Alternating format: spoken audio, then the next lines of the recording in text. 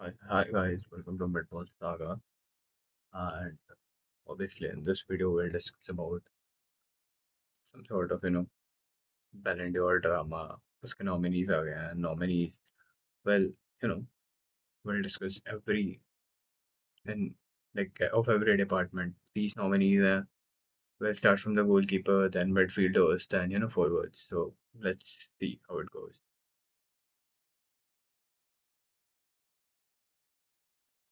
So, okay, when I see the list, which I have, like, from the Ballon d'Or's football page, then I see, I guess, only one goalkeeper, that's Donnarumma. और क्यों नहीं होना चाहिए उसे? I mean, throughout the उसकी team treble जीती है. Throughout the FIFA Club World Cup, then um you talk about the Champions League, you talk about Liga. He literally performed so good. I mean, this year's Donnarumma was like we haven't seen this Donnarumma in years, right? The Donnarumma which we knew was he used to fuck up in the knockout games and all. So he was not such a knockout player as we see him this season. I mean, it's I guess it's the Luis Enrique aura जो कि PSG ने absorb कर लिया है. Luis Enrique system which PSG absorbed, but this year's PSG was unplayable. Like the fact they push you know, the fact that they trap the player with the ball and they obtain the ball as soon as possible makes them ruthless. Then, as soon as they get the ball, they have pacey wingers जो counter करते हैं ऐसा कि बस आपकी लग जाता है. But the fact that PSG की काया पलट हुई जनवरी के around when Quisha Kvaratskhelia came, and Quisha Kvaratskhelia should be in the talks. I mean, भले ही उस्मान डेम्बेले ने नंबर ज़्यादा गिराए, लेकिन क्विचा की वजह से टीम में बैलेंस आया पूरा. एंड क्विचा के पास थर्ड लंग है, वो जो भागता रहता है, डिफेंड करता है, सब क्विचा करता है, सब कुछ.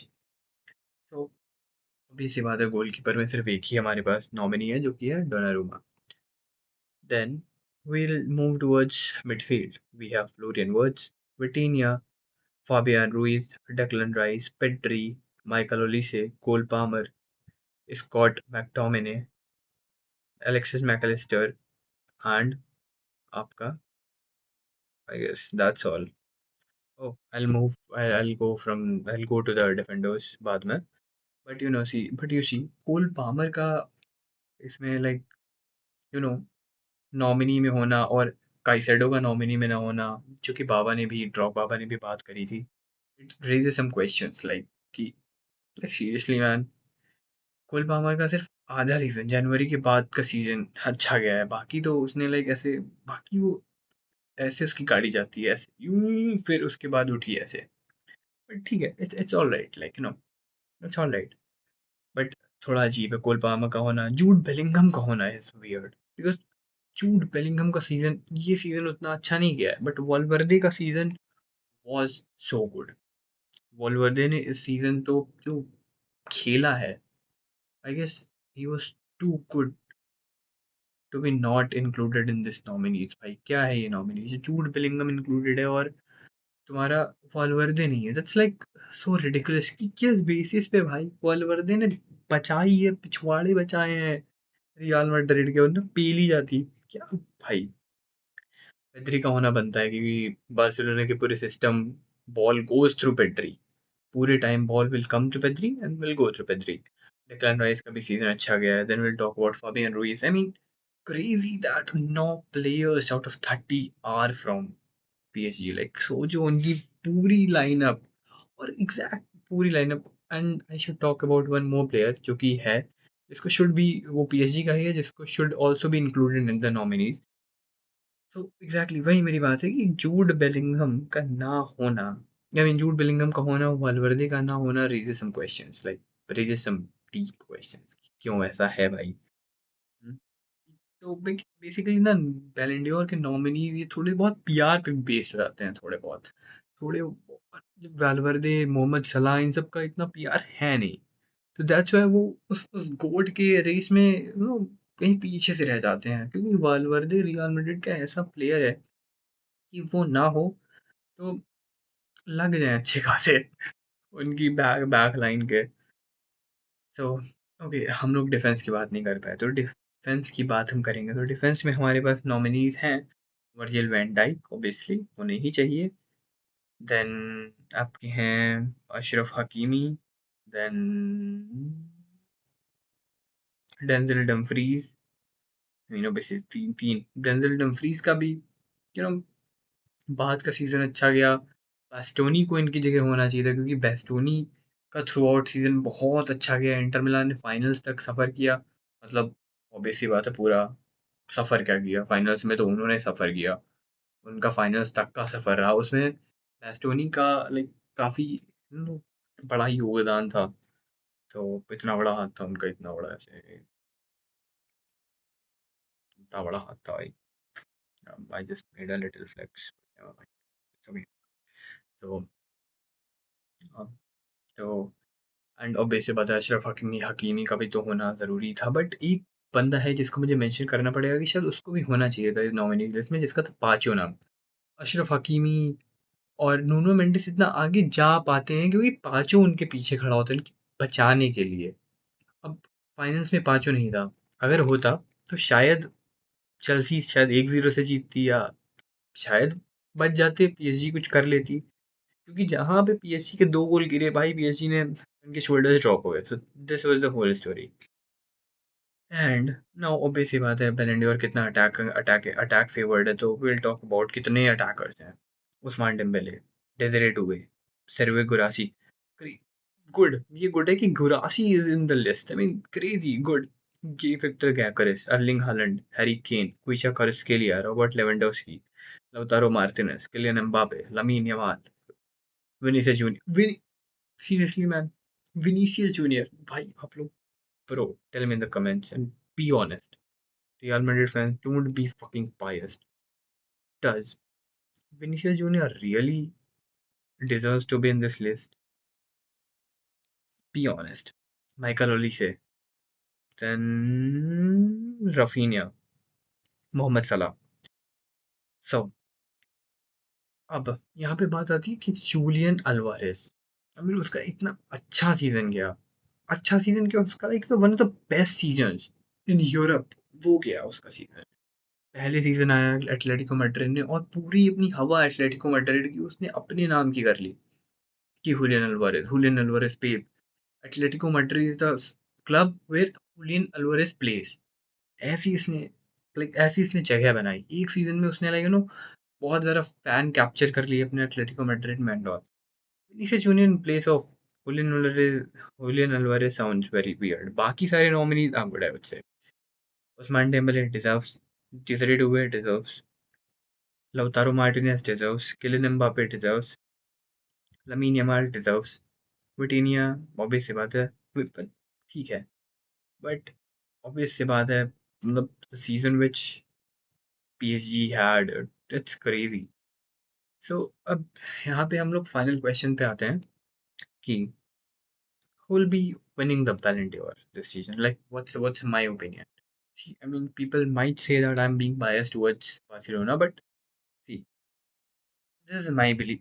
Sorry, this is my opinion, and I guess it's based on the numbers which I've seen like throughout the season, which are based on the play which I've seen, which based on the influence which I have seen, like throughout the season.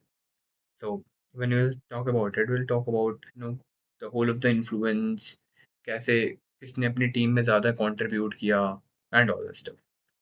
So the top three players जो मेरे हिसाब से होने चाहिए, वो तो should be like top. I talk about top five. Lamine Yamal. Okay, let's give it top six because I just want to include Kylian Mbappe into this step. Kylian Mbappe, Lamine Yamal, Pedri, Vitinha, then Usman Dembele, and then Rafinha. And people will say why I just put Lamine Yamal on the fifth and why Rafinha I'm making him the winner. See, and why Pedri in the fourth, right? See, Pedri का season was good. Pedri was absolutely unplayable. Pedri was majestic. But Vitinha के numbers, Vitinha ने जो trophies का output दिया, I mean that weighs up to the, that weighs down Pedri a bit. I am not saying Pedri Vitinha is better than Pedri, obviously no. Pedri is like class. अभी तक तो मुझे विटीनिया के अंदर वो चीजें नहीं दिखी हैं that makes me say that कि विटीना is far much better, more better than Pedri. Because Pedri जो टेम्पो कंट्रोल करता है, जो चीजें करता है, वो विटीनिया की करता है, लेकिन उस लेवल की नहीं करता है जितनी पेड्री कर सकता है. And why I kept Lamine Yamal at fifth? Obviously, I mean, see, Lamine Yamal का इस conversation में होना is mostly, a bit of PR talk, I would say. भले उसने बहुत अच्छा सीजन पुट किया हो, भले उसने ऐसा बैंगर ड्रॉप किया हो सीजन की, वो तो मतलब 18 साल का लौंडा इज इन टॉक, बैलेंडी और talk is such a great achievement. But अभी नहीं, लमीन यमाल का अभी वो चीज बनता नहीं है कि अभी देखो सीजन भाई किसके अच्छे हैं, रफीनिया, उस्मान डेम्बेले, इनके आगे लमीन यमाल को दे देना इज नहीं भाई. सो ओके, सो अब ना पूछोगे तुम लोग उस्मान डेम्बेले को मैंने क्यों सेकंड पे रखा. सी, फर्स्ट, जो overall, you know when you see Usman Dembele का पूरा season, he had about average rating I'm telling from the SofaScore, that's 7.69 from last 12 months. Okay, so I'm gonna talk about it. उसका season, the actual good season started from December. ठीक है, उसका पहले half of season was not that great. उसका good season start होता है आपका दिसंबर से. Then Ousmane Dembele plays in Liga club. I am not saying कि लीगा क्लब बहुत खराब है, बहुत गंदे. एस मोनाको ने पेला था भाई, लील्स ने रियल मैड्रिड को पेला है, ठीक है, तो समझ आता है. बट जो एक मतलब ओवरऑल हम जब एक देखते हैं, ओवरऑल एक लीग को देखते हैं, तो उसमें लीगा उतनी is not that competitive as we say. So इसके नंबर्स लीगा में होना good doesn't weigh down Raphinha के नंबर्स, बिकॉज उसके ला लीगा में है. और उस्मान डेम्बले के सीजन अच्छा गया है, उसने ट्रॉफी आउटपुट दी है, बट वो डिपेंड, वो इट आल्सो कम्स विद कि उसके अराउंड सराउंड पीपल, उसके अराउंड के जो लोग हैं, वो भी उन्होंने भी सीजन अच्छा दिया है, काफी अच्छा दिया है. ठीक है, वो सेम चीज मैं रफीनिया के लिए भी अप्लाई करूंगा.